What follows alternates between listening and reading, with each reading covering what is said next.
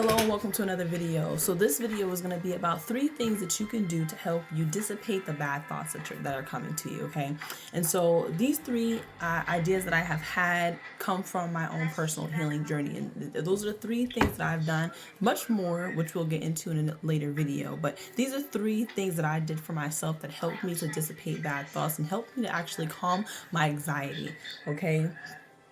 I have the TV in the back. Hopefully you guys can hear it. So first thing, okay, see how it feels when you speak negative and positive to yourself, okay?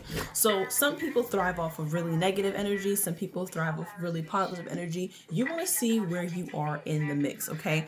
So when I would talk really negatively about myself, I felt bad. I started feeling nauseous. I felt sad and didn't really want to do anything. I just did not feel good about myself overall. Overall, I just did not feel good. And I would start to think about everyone else and how they felt about me, how negative, they must feel about me, given that I feel that about myself. And so I would say things like, oh, you're lazy, you are no fun, you're boring, you don't have a life, you're not making enough money. I would say all these negative things to myself and it would not make me feel good. But then when I spoke positively about myself and I said, wow, you're a great mother. Wow, you got up this morning, you made sure you took a shower, now mind you guys, sometimes I'm saying this and you're like, you took a shower, of course you're supposed to take a shower. But when people are dealing with mental health issues, the basic needs that you have, you struggle to meet because of how low that you feel about yourself. And so it could be hard just to get up and take a shower, hard to get up and make yourself a decent meal, hard to get up and take care for your children. And so for me, I started to speak positive about myself, and I would say, wow, you got up, you took a shower today, wow, you combed out your hair, wow, you made a really nice meal this morning. And I would say positive things. And of course the negative thoughts would still try to creep in to kind of drown out the positive, but I noticed a complete difference in how I felt when I would speak positive about myself than speaking negative. Now the positive, depending on what you're saying, you may feel like it's unrealistic, or not necessarily unrealistic, but you may feel like you're speaking too positive about yourself. It's like, oh, you're talking so highly of yourself that, you feel like you don't have to do anything. You don't have to change anything. I mean, these are the thoughts of an overthinker. I am an overthinker.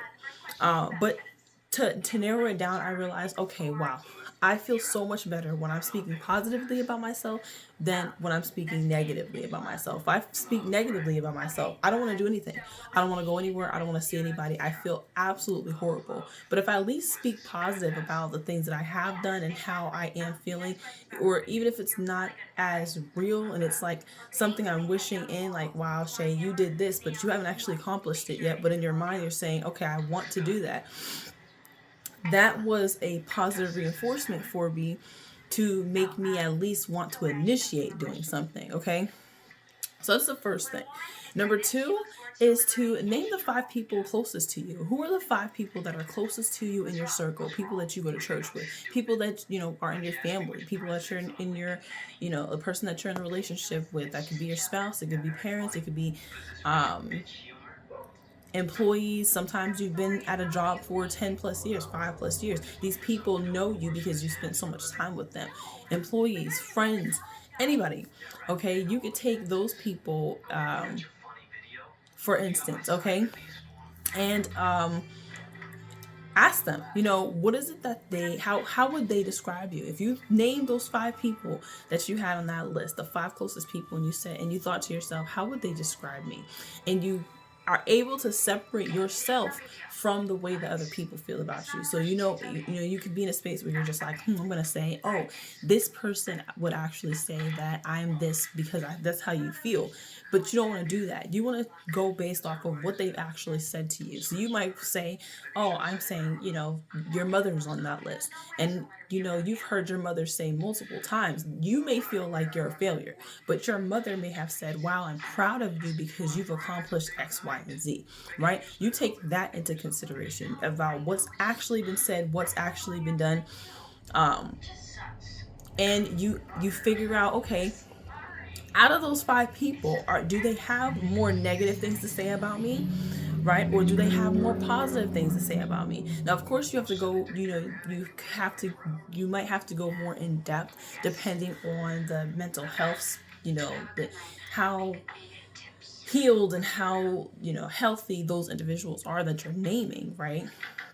Because of course this is not as great, obviously, if you're dealing with 5 narcissistic people or 5 really toxic or negative people, and those are your main, the main focus. Those are the main people that are giving you that type of input. And so of course you feel so negative about yourself because they're spewing all that negativity, and they are negative in itself. Okay, so you do have to pay attention to something like that. But if you are dealing with like healthy people, they have their own lives, they do their own things, sort of scenario, then you could probably go based off of that, okay? Because also you can also realize, like, when you talk about how negative, like referring to the first way of dissipating your bad thoughts, if you see that you feel so much better when you speak positively about yourself than negative, and then you sit here on the number 2 and you say 5 people that I have in my life, all 5 people that are closest to me speak very negatively of me, or they are negative, they are negative themselves, then you realize, okay, well, I liked more positive affirmations. I don't want a negative reinforcement. And then you might realize, wow, maybe I need to ditch away all these 5 people, no matter how close they are to me, and focus more on what I want for myself and what I need for myself. So that could also be key as well. Number 3 is, it says, name at least one thing you've accomplished today, no matter what it is. Do not, I repeat, do not list anything you did not do. Only list what you did do. This could be anything. Again, this is very extreme because this is more for people who have had suffer with anxiety or depression, you know what I'm saying, and possibly come from traumatic backgrounds, okay, all of which I relate to. And so I got to a point where, I wanted to make such major changes in my life, but I had gone through so much up until the major point of change that, I was reaching for the stars. And not to say that you can't reach for them, but it was just so much harder to make those major changes transform in a way that was positive for me, when I could not see, when I could not like touch the actual like transformation, if that makes any sense. And so I say to say, name at least one thing that you accomplished today. If you have kids, this is perfect. You have kids that you have to get dressed for school before you go to work. You have to get them dressed, get them fed, get them ready, all of those things. If you were able to accomplish all of that in the morning, even if you forgot to brush your teeth, forgot to do your hair, only threw on some regular clothes or something like that, your kids were taken care of, your kids were fed, your kids were happy when you walked out of the door. That is a major accomplishment. Major. Of course, down the road you have to think about, wow, okay, well, I had left myself in the back burner. That is a discussion too, but you're realizing that's one thing that you were able to accomplish for yourself, which is beautiful. The next thing is, do not think about anything that you didn't do, right? You don't want to spiral yourself back in. You want to uplift yourself with as much positive reinforcement as possible. Because I think the thing that I have seen, especially on social media, is that you're dealing with something in your own private life, and you're struggling, that depression, that anxiety, you're struggling to get your foot firmly planted on the ground, feeling safe, feeling secure, feeling like, okay, I am moving in a positive direction. You're struggling to do that, and then you see a video on YouTube, or you see something on social media, on Facebook or Instagram, and it's just like, if you just wake up and do this and do this and do this, you'll be a better person. And why are you giving up on yourself, or do you just not care about yourself enough, or you're not an adult if you're not, blah, blah, blah. And we feel like we feel guilty, we feel bad about not making any changes. But the truth of the matter is, a lot of these changes are so hard for a lot of people. It's very hard, and it's extremely detrimental. It's just like dealing with a child. It's extremely detrimental for someone who's struggling with a specific amount of things in their life, and you're telling them that the only way that they're important, or the only way that this is going to change, or this is going to change, is if they do this. Well, guess what? None of those things are going to get done. You have to at least start with the minimal. And I've been listening to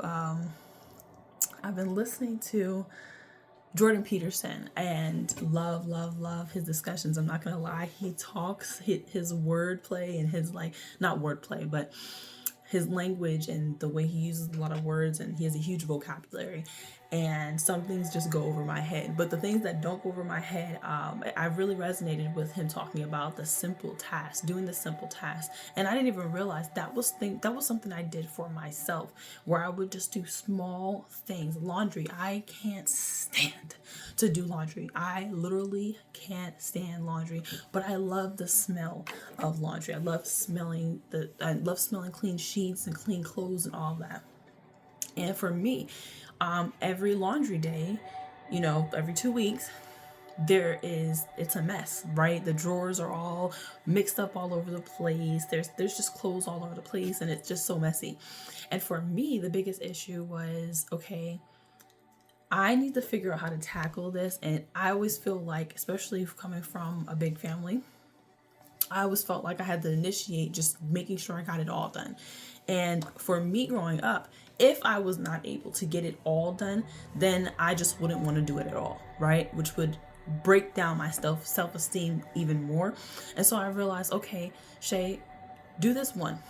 I have, let's see, 1, 2, 3, 4, 5, 6, 7, 8, 9 drawers, right? I have 9 drawers. And so I would every day do one drawer I would do, and I would switch some of the stuff out, and I would organize it, then I would go to the next one, and then I would build that confidence in a way where I would just keep doing. Maybe I do one today, but I might do 2 tomorrow, then I might do 3, and I'd be like, wow, I'll actually be done if I just do these last 2. The same for dishes. Dishes, this is bad, but when I used to do dishes, and still do, when I would do dishes, I would throw dishes out. If I didn't want to wash them anymore, I would throw them away. Now, I come from a family, I'm the oldest of 6 children, to a single mother household, and I had to do the dishes a lot. And I would throw them away because dishes everywhere. And we're not gonna get that. But I got to the point where I was just so overwhelmed. Every dish would always be used, and I would have to just do all of them at once. Well, this is what I started to do. I started to just make soap in the water. I used to put soap and water in the sink, make it all warm, and then I put a decent amount I put maybe like the silverware in the bowls, or the silverware in the cups. Let those sit and soak for a bit, and then I'd wash those and put them to the side. And then I put the next round of dishes inside. And then every few hours, whenever I had time, I would just wash them. And so there'd always be dishes, unfortunately, but I would still be getting through them, whereas having to go and tackle them all at once. And so that's the thing here, where you have to just be able to tackle one thing at a time. Stop trying to make yourself feel like you have to do it all at once. Why we feel like we have to do that sometimes is because we're trying to compete, or we're trying to keep up with someone or something, whatever that is. Maybe that's the you from childhood, or maybe this is a friend, or maybe this is social media, whatever the case may be. Trying to compete or trying to keep up with is only going to hurt your self-esteem. You have to do what works for you, and you have to do it at the pace that works for you.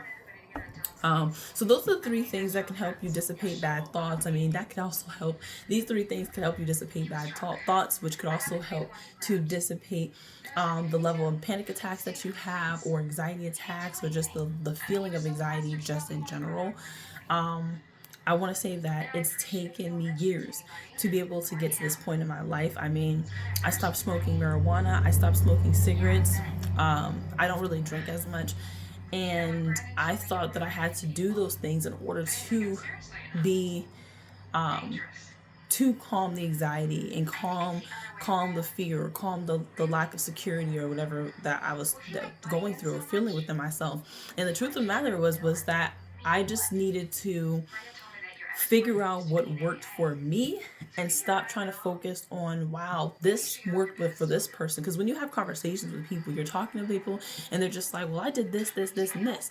And then you try it and it doesn't work for you. And you're just like, oh my gosh, I'm hopeless. I'm never going to do this. I'm never going to be this. When the reality is that, sure, X, Y, and Z work for this person, but X may be the only thing that works for you, and then you have to tackle the Y and Z and figure out what works for you. Or the X, Y did not work for you, but the Z in their story worked for you. So you have to figure out the X and Y. You have to figure out your own method in tackling your own issues, okay?